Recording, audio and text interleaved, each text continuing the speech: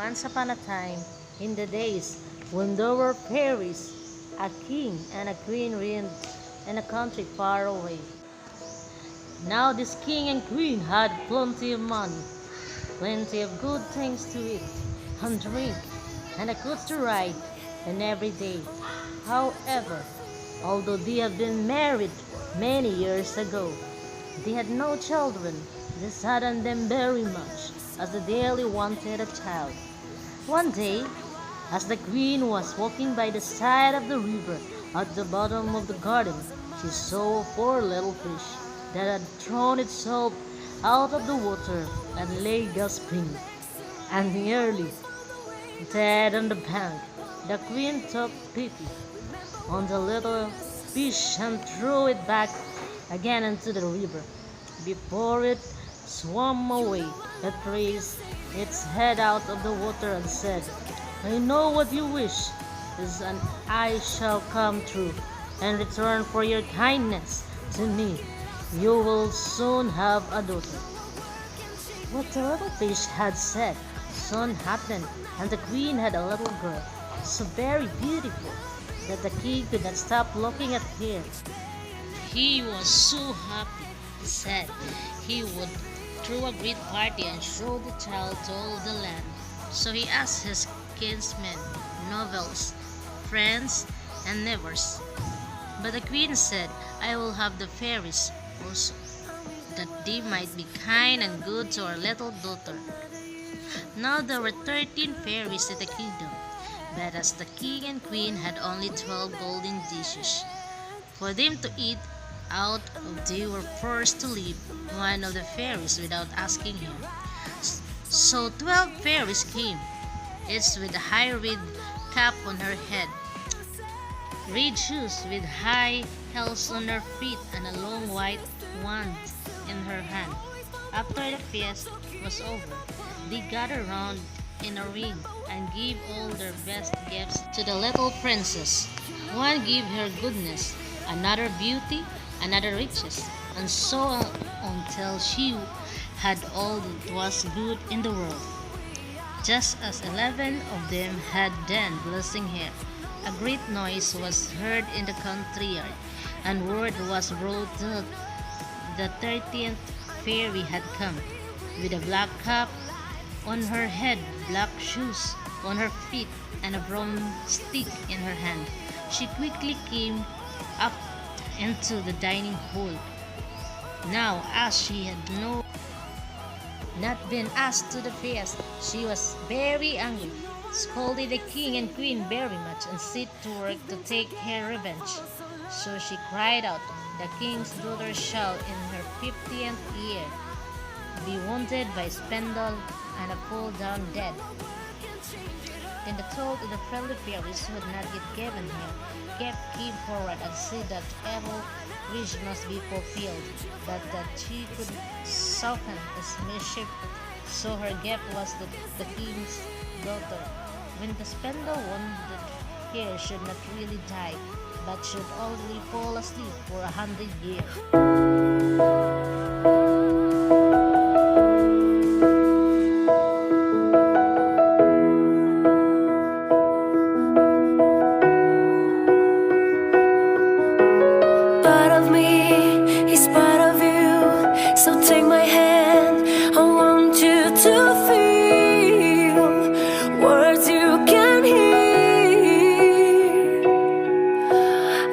So, and you love me, so tell me why does it feel like we're 1,000 miles apart? For better or for worse, you stood next to me, always found a way not to give up on me. Remember when you used to say,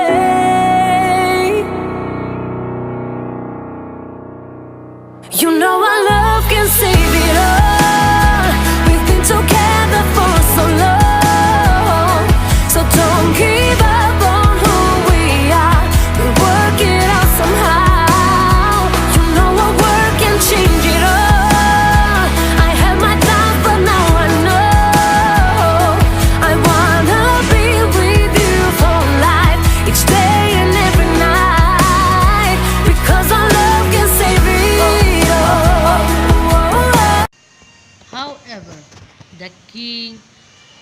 still to save his dear child altogether from the threatened evil. So he ordered that all the spindles in the kingdom should be bought up and burnt. But all the gifts of the first 11 fairies came true in the meantime, for the princess was so beautiful, well behaved, good, and wise, that everyone who knew her loved. It happened that on the very day she was 15 years old, the king and queen were not at home, and she was left alone in the palace. So she roved about herself and looked at all the rooms and chambers, until at last she came to an old tower, to which there was a narrow staircase ending with a little door. In the door there was a golden key, and when she turned it, the door sprang open, and there sat an old lady spinning away very busily.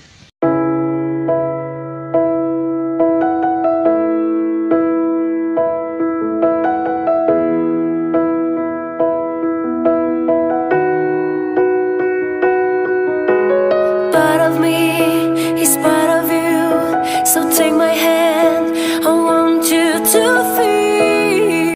How now, good mother, said the princess. What are you doing there? Spinning, said the old lady, nodding her head and humming a tune, while the wheels buzzed.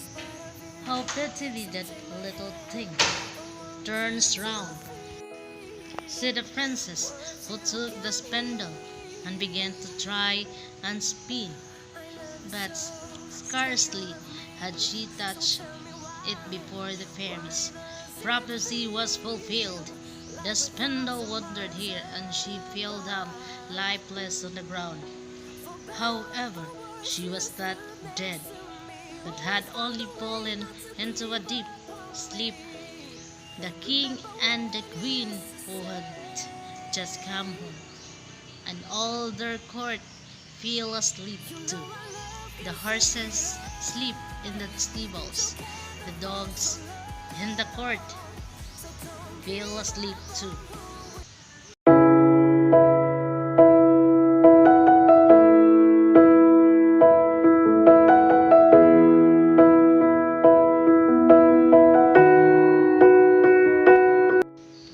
The horses sleep in the stables, the dogs in the court, the pigeons in the housetop, and the very flies sleep upon the walls.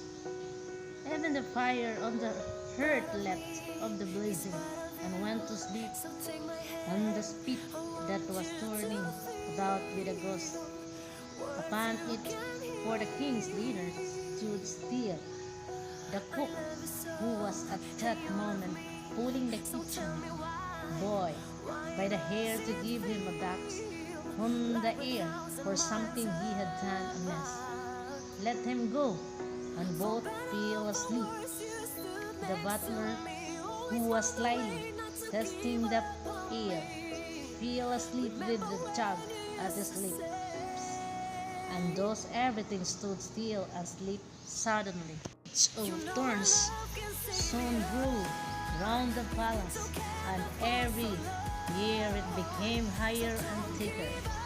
At last, the old palace was surrounded and hidden, so that not even the roof or the chimneys could be seen. But there went a report through all the land of the beautiful sleeping princess, so that from time to time several kings' sons came and tried to break through the thicket into the palace. This, however, none of them could ever do. Thorns and bushes laid hold of them, as it were with hands, and they got stuck and could not escape.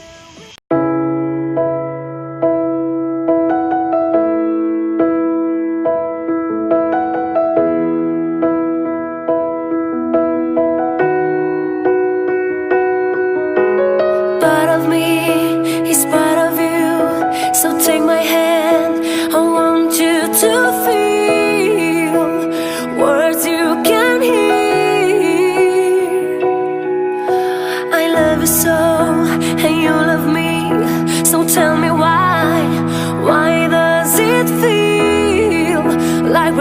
1,000 miles apart. For better or for worse, you stood next to me. Always found a way not to give up on me. Remember when you used to say, After many years, there came a king's son into that land. An old man told him the story of the Thicket of Thorns, how a beautiful palace stood behind it and how, with all her court, he told too how he had heard from his grandfather that many princes that came and had tried to break through the thicket,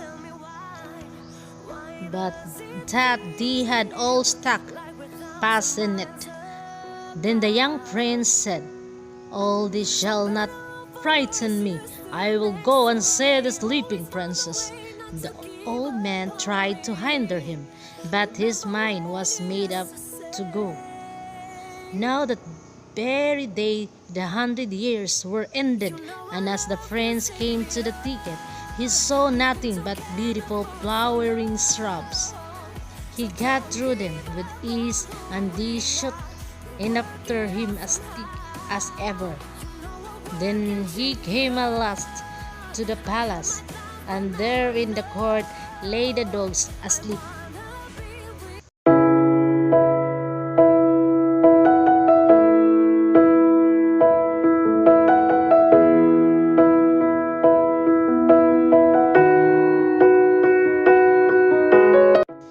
The horses were standing in the stables, and on the roofs sat the pigeons, fast asleep, with their heads under their wings. And when he came into the palace, the flies were sleeping on the walls. The spit was standing still. The butler had the jug of ale at his lips. The maid sat with a chicken in her lap, ready to be plucked, and the cook in the kitchen was still holding up her hand as if she was going to beat the boy. Then he went on still farther, and all was so still that he could hear every breath he drew. At last he came to the old tower and opened the door of the little room in which the princess was, and there she lay, fast asleep on a couch by the window.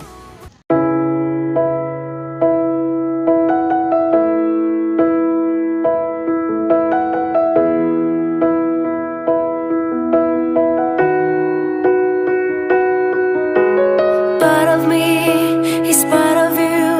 So take my hand, I want you to feel words you can hear. I love you so, and you love me.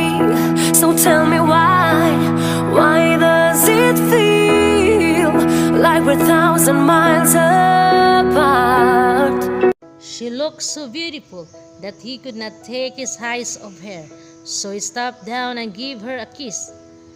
But the moment he kissed her, she opened her eyes and awoke, a smile upon him, and they went out together.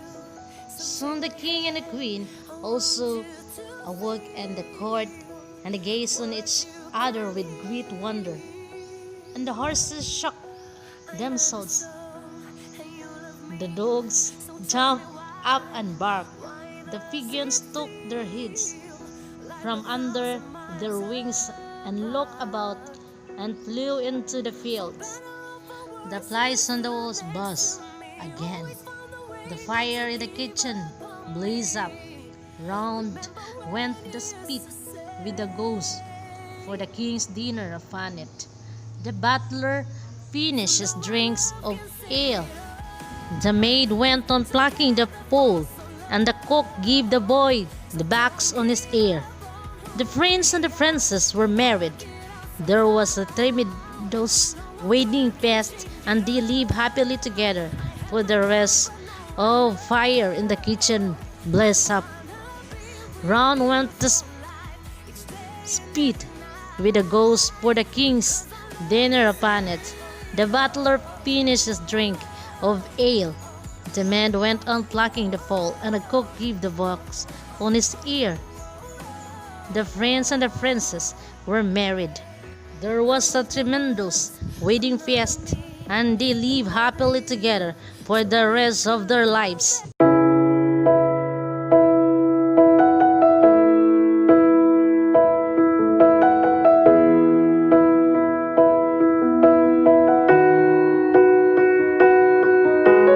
Part of me is part of you, so take my hand. I want you to feel words you can hear. And that was the story of Sleeping Beauty. And this is MARICEL TONACAO. Thank you.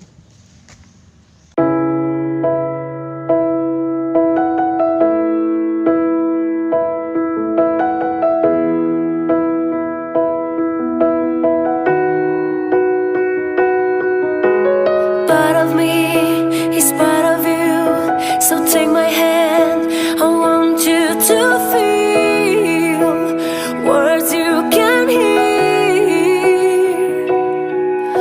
I love you so, and you love me, so tell me why.